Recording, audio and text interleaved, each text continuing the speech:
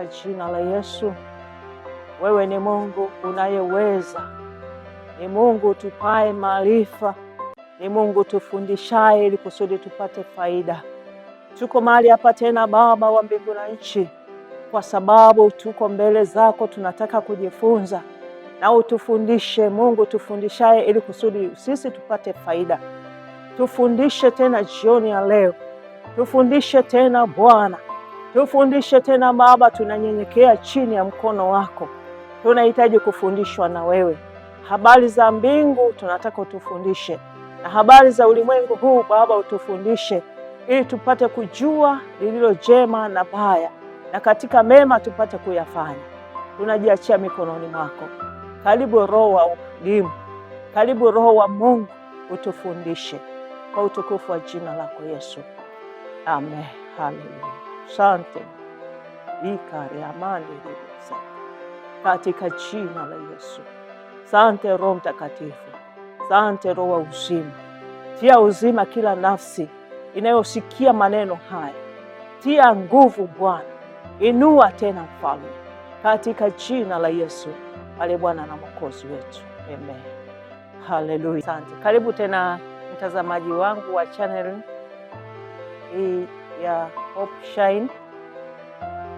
Ninakukaribisha tena tuweze kujifunza habari za somo linaloitwa Ifahamu nguvu inayokutoa kwenye mfumo. Karibu sana, twende pamoja. Ninakusihi sana unisikilize. Kuna jambo ambalo Bwana atakusaidia kupitia maneno haya. Kuna jambo ambalo Mungu anataka kusaidie kupitia hili somo. Karibu sana, usiondoke kama mahali hapa. Haleluya. Nataka nizungumze habari za nguvu inayokutoa katika mfumo. Wengi tumeondolewa kwenye mfumo wa kimungu bila kufahamu kama tulikutana na nguvu inayoondoa kwenye mfumo. Tumetembea katika ulimwengu huu. Jua ulimwengu huu si wa kwetu. Sisi ni wapitaji. Tunalo agizo moja ambalo Mungu ameachilia katika maisha yetu.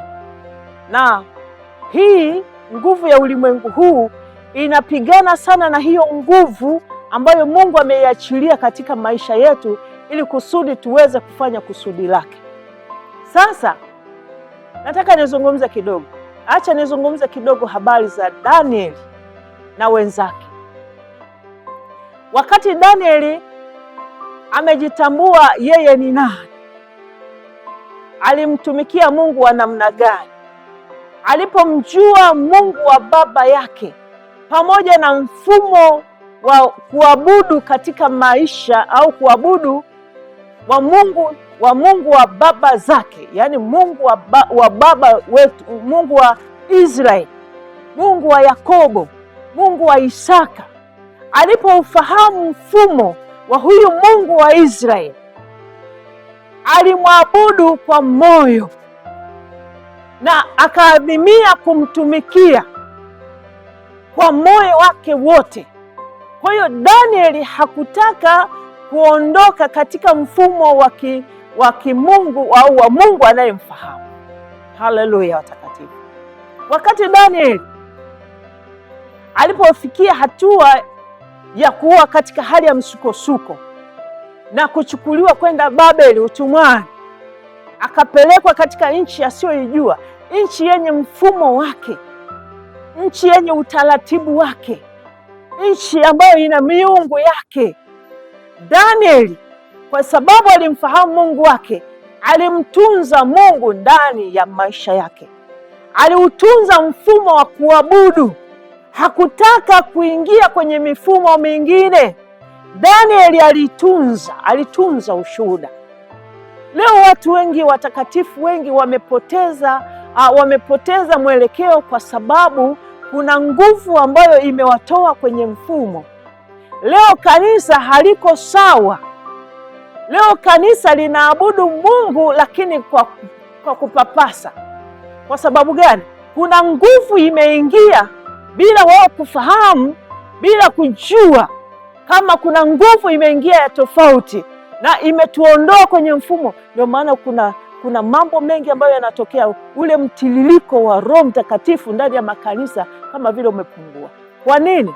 Kuna vitu ambavyo tumekubali kuingia navyo, tumevikubali katika maisha yetu, au tumevikubali katika mfumo wa kuabudu kwetu, na hizo taratibu ni za mfumo wa ulimwengu huu. Si kama unanielewa mpendwa? Lakini Danieli wakati yuko utumwani hakuangalia kama yuko utumwani. Alipofikishwa mahali pale, yule mfalme wa nchi akasema, hawa vijana ninataka wafundishwe habari za Ukaldayo, nataka wafundishwe tabia, nataka wafundishwe, waondolewe tabia ya kiungu ya Mungu wao, aingizwe ndani yao Mungu wetu. Danieli hakujali. Tazama ile mifumo ambayo ilikuwa inatumika kwa ajili ya kumwondoa Danieli katika ule mfumo wa kimungu. Cha kwanza yule mfalme akasema, wapeni chakula. Haleluya! Anasema wapeni chakula na muwafundishe elimu ya Kikaldayo, muwafundishe utaratibu. Ina maana yule mfalme akasema wafundishwe utaratibu wetu, waondolewe ule utaratibu wa kimungu. Danieli katika ufahamu wake, kwa sababu alikuwa na mfahamu Mungu, akazijua hizo mbinu zinazosababisha kwamba kuondolewa kwenye mfumo. Akajua, akamwambia yule msimamizi, akamwambia, sikiliza, sisi tunataka utupatie chakula cha mtama. Hicho chakula cha mfalme kiweke pembeni, hicho chakula kilichonona kiweke pembeni. Sisi tunataka utupatie mtama na maji. Haleluya! Kwa nini? Alikuwa makini zile njia zinazofanya ambazo zinaweza kusababisha zimtoe kwenye mfumo. Danieli alikataa. Kwa nini? Kwa sababu Mungu alikuwa ndani yake na alikubali kuutunza utukufu wa Mungu katika ufahamu wake. Hakukubali. Yule msimamizi akajaribu kujitetea, huenda bwana zangu, mimi nitafukuzwa kazi mkionekana mmekonda mbele ya mfalme. Akasema hapana, tujaribu ndani ya siku 10 uone. Na alipowajaribishia, kwa sababu waliutunza ushuhuda wa Mungu, Mungu alifanya muujiza. Sikiza nikwambie, usitake kujirahisi katika ulimwengu huu. Kanisa, nataka nikwambie, usijirahisi katika ulimwengu huu. Usijirahisi katika hiyo shida unayoona. Kama unahitaji pesa, Mungu atafanya njia. Acha kujirahisi kuondoa ule mfumo wa kimungu katika maisha yako. Mungu atafanya. Mungu wetu ni Mungu mkuu. Mungu wetu ni Mungu anayefanya. Mungu wetu anatutetea. Anajua kama huna fedha. Acha kupokea pesa usioijua ilikotoka. Leo watu wengi, kanisa wengi wamepokea pesa kutoka nje ya nchi, ambazo wamepokea zimewatoa katika mfumo wa kimungu. Leo ibada zimekuwa ni baridi kwa sababu kuna vitu ambavyo waliruhusu, wakafikiri kwamba ni msaada, wakafikiri kwamba vinasaidia.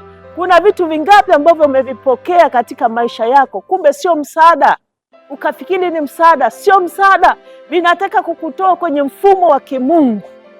Tafadhali nakuomba, baki kuwa na Yesu moyoni mwako. Heri kubaki na Yesu nyakati tulizo nazo. Baki na Yesu, baki na imani. Ilinde imani, linda Kristo ndani yako, hasa upande wa pesa. Tumepokea pesa, zimetuondoa kwenye mfumo wa kimungu. Leo mambo ya kimungu tunayaona kama vile ni ya kawaida.